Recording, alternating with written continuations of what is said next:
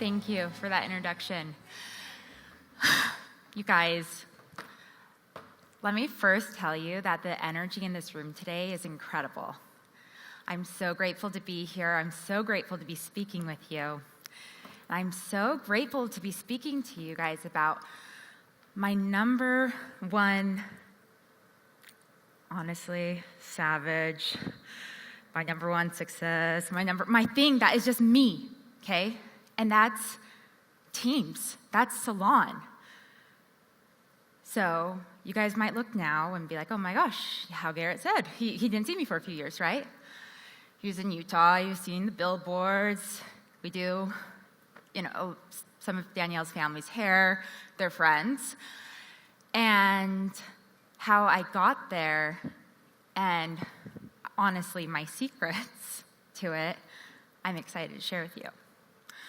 So let's rewind to when I first started NBR. I was a booth renter in a pretty large salon. There was probably about 26 chairs. And I was in a very, very toxic environment. Hands, if you've ever been in a toxic work environment. Yeah, okay, it fucking sucks, right? So I'm a booth renter trying to do my own thing. Then my salon owner sees, oh my gosh, she did NBR. She joined the Mean Girls Club, is what she would call it. So me, I'm just trying to stay in my box, got my team of assistants, we rented a few chairs, and then she loved to push my boundaries. She even tried recording me. And I actually don't like telling people that they're doing something wrong. It makes me very uncomfortable because I felt uncomfortable making her feel bad that I was trying to put up a boundary, when in reality, I'm like, no, I told you no, it means no. So I quickly learned I needed to get the fuck away. There was so many salons in that area. There was so much just shit. I was trying to stay in my lane, but I have never been gossiped about or been made fun of for making money, for rising, for having so many clients, for doing what I do. It was ridiculous. And I could have made the outside noise really affect me, right? For the bad and get in my head. But no, I was like, oh, right, yeah, literally, I don't know. I'm a Capricorn, so I'm like, fuck you guys, fuck off, I'll go somewhere else. I'll go do my own thing. And so I had a hot seat with Garrett and Danielle, and I'm like, I'm opening a salon. But it really glorified sweet. So my husband was telling me 10 chairs, da, da, da. Garrett and Danielle on the call said 5 chairs, so of course, who did I listen to? Duh, them. So I do 5 chairs. And they're another booth renter in my salon who also went through this with me, Maylin, still here to this day. And she's like, if you're moving, I'm coming with you. And I was like, all right, sure, come with me. And then fucking Sophia, who's also here today, she first assisted me. She left me to go to LA. I really missed her. She came back, left me again to move to Australia. So she's in Australia. And I'm like, Maylin, we need an assistant. We need somebody we can trust. So I literally call Sophia, and she goes, hey, I'm actually in a plane skydiving right now. Can I call you back in about 10 minutes? True story. So Sophia jumps off the plane, and she's on a beach in Australia. She FaceTimes me. What's up? I'm like, Sophie, when are you coming home? I knew. I need you. I want you. When are you coming home? Honestly, in Australia with my cousins, they're actually really big dicks. So I would love to come home early. I'm like, great, we're going to open a salon. I need you. Come on, let's go home. So she comes home early. I'm like, all right, got my 5 chairs. It's just going to be me, Maylin, and Sophie in our own world, our own thing. We're going to do great. So that was 4.5 years ago. And we have 9 licensed artists. And we have, together, there's 16 of us, assistants with us. And also just no one's going anywhere, right? Because we genuinely actually fucking love each other. So people are like, how do you create this team when people know our energy? How are you guys doing this? How are you guys doing this? So I'm going to tell you guys, there is one thing that I did one thing. That is leading by example. Write that down.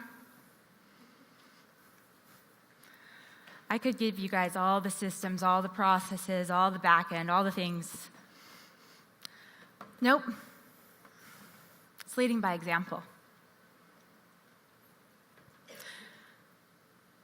So, after Mastermind Convention, a couple of years ago, Garrett said, all right, guys, you guys are all kicked out. If you want to be in this program, you got to do your 30 doll heads, your 30 daily forward.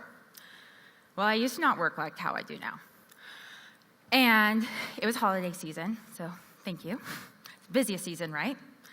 So what do? I'm going to be in this, right? So my husband and I pull an all-nighter together. He cuts out my rows as I'm doing the next one. And I was the very first student to turn in all of my work to be in the program, because I wasn't getting left behind.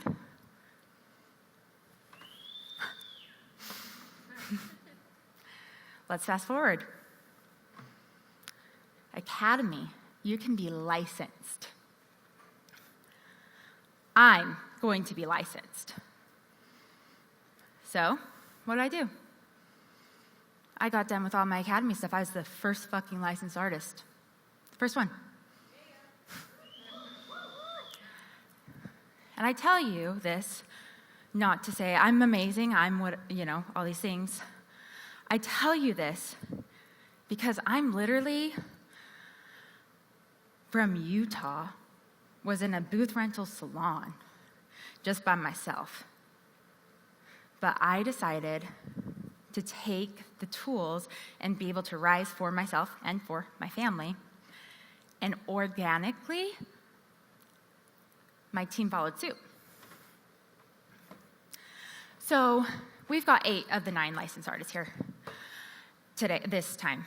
And we haven't gone to dinner or anything. We've just room service, gone into our room, sat with each other crying till 12:30 last night. I don't know, Haley Jo kept showing me the phone, Allie, you got to go to bed, stop crying, let's go to bed.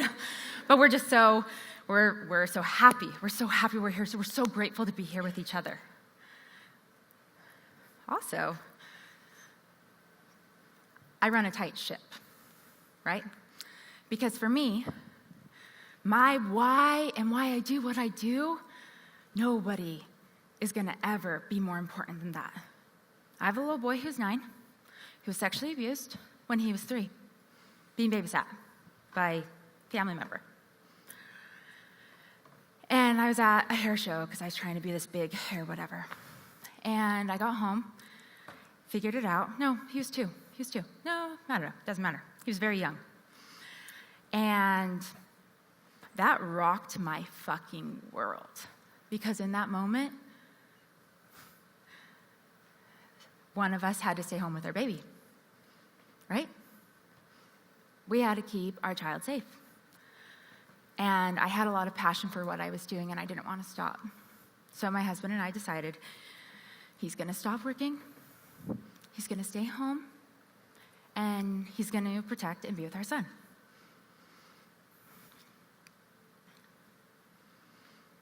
And with that, I was forced to rise because I had no other option. I had to protect my family. So I run a tight ship, not because I'm a bitch. I run a tight ship because there's a bigger purpose, and that's to protect my children, to protect my family. So I don't pay for any of my girls' education. I don't even say the academy is a requirement. But if you're going to run with me in my circle, you're going to run with me and my crew, you got to be up to par. We always say we're Olympians. And it's okay that not everyone is for us. It's okay. So one came, I'm jumping on this train. Whatever you're doing, I'm doing. Next one, I'm doing this too. Next one, I'm doing this too. So now there's 9 of us. There's now 9 of us. It all comes down to one thing.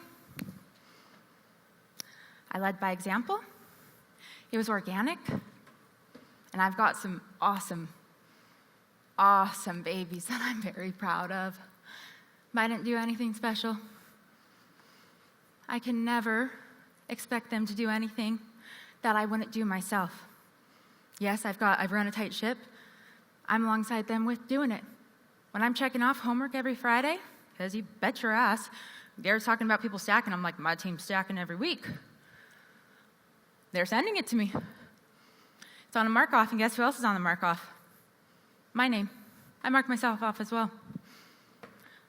So I could tell you a million things, but if there's anything you guys can take away, you lead by example. Thank you.